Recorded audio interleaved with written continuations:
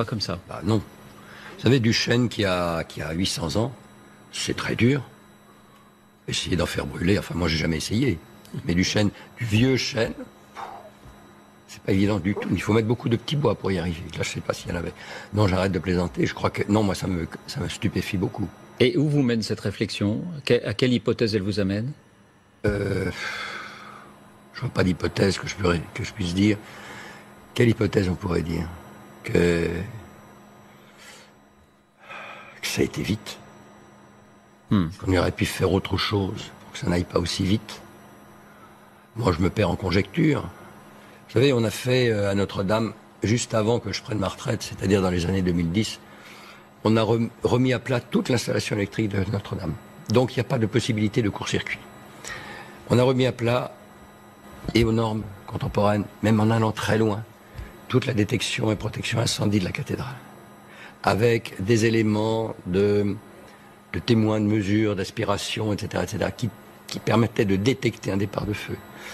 J'avais en bas de la cathédrale 2 hommes en permanence qui sont là jour et nuit et qui sont là pour aller voir dès qu'il y a une alerte et appeler les pompiers dès que le doute est levé. Ils sont là en permanence? En permanence, oui. Pourrait-il y avoir, excusez-moi, de différence de mécanisme d'alerte? Impossible. Tout est possible. Tout est possible.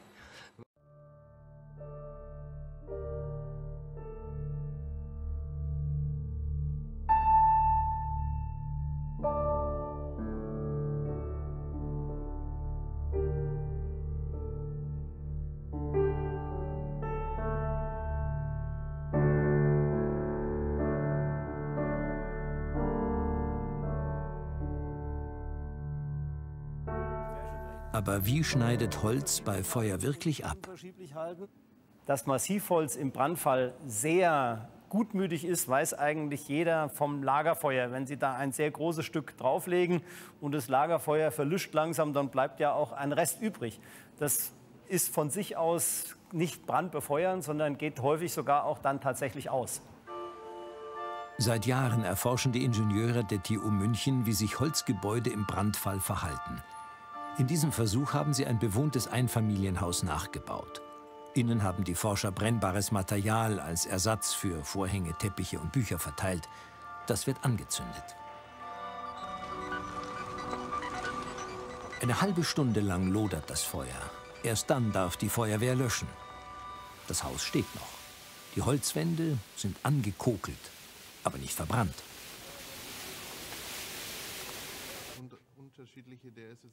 Viele ähnliche Versuche haben die Forscher seither durchgeführt. Massives Holz musste 30, 60 oder 90 Minuten lang dem Feuer standhalten. Das Ergebnis? Die ersten paar Zentimeter verbrennen.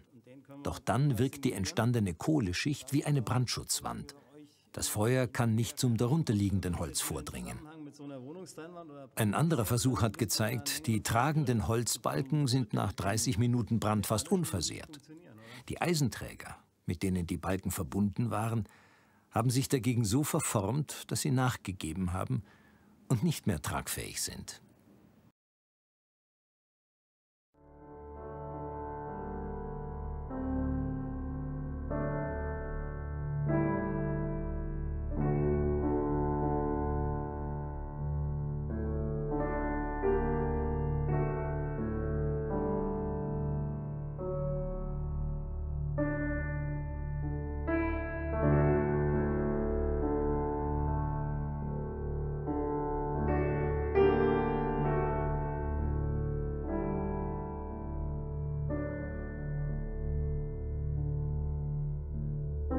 See here, here's the beginning of the 3rd hour of frames here. This fire's been going on for quite a long time now, and there's one fire hose. And as it zooms in here, you're going to notice that he's not even getting the water. They don't have the pressure high enough to even get the water over the top. And this just don't make no sense to me. One fire engine, and there's area all the way around this building where they could have fire engines, but they got one fire engine, and they're not even putting water on the fire. It's just blowing in the air. You know, it's just ridiculous.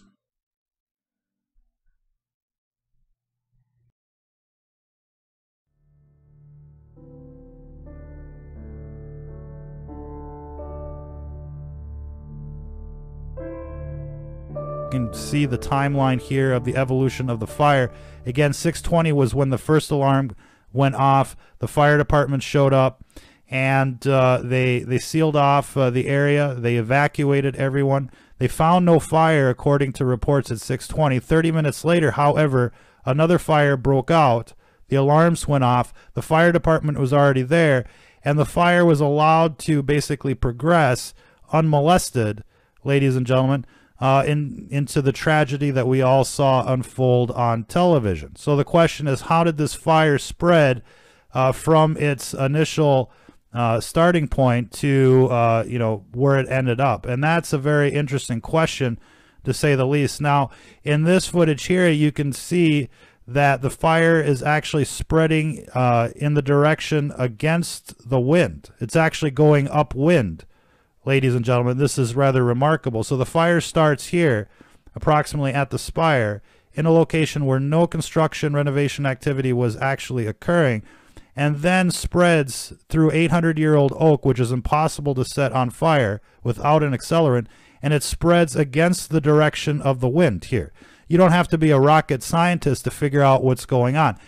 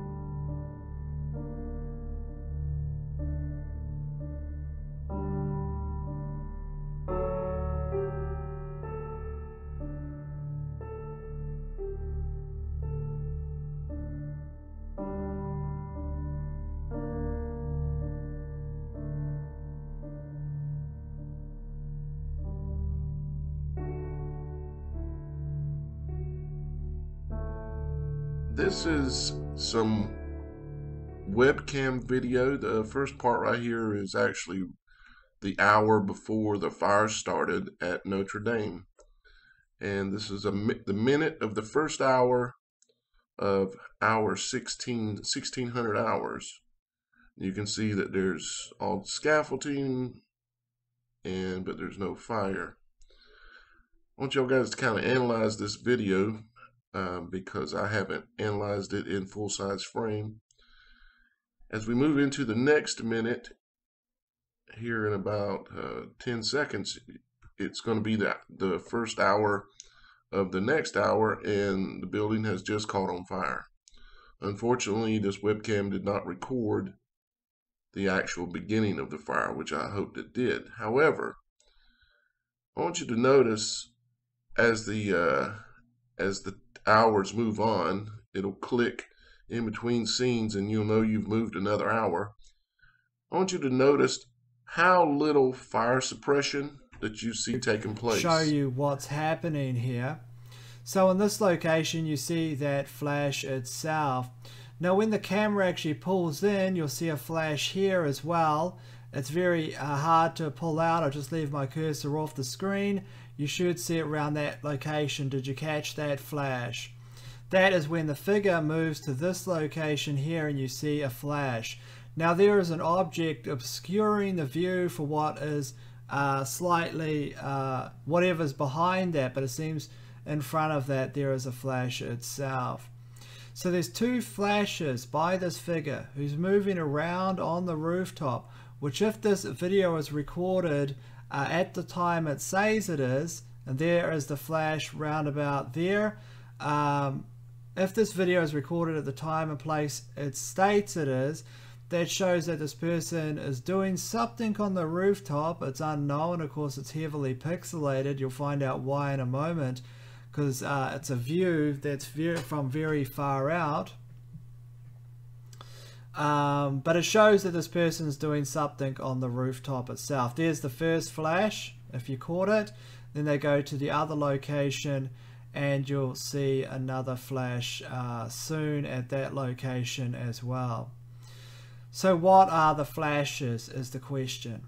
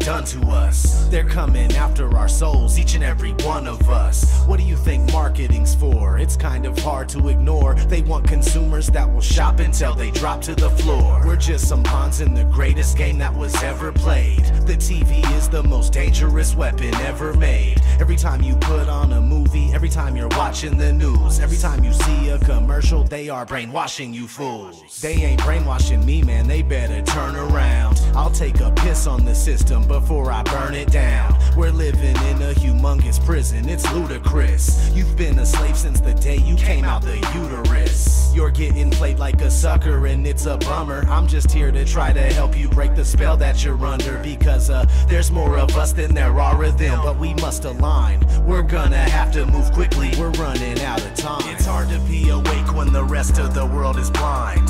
Everything that happens is happening by design. They wanna steal your soul and they wanna control your mind. Please open up your eyes, we are running out of time. It's hard to be awake when the rest of the world is blind.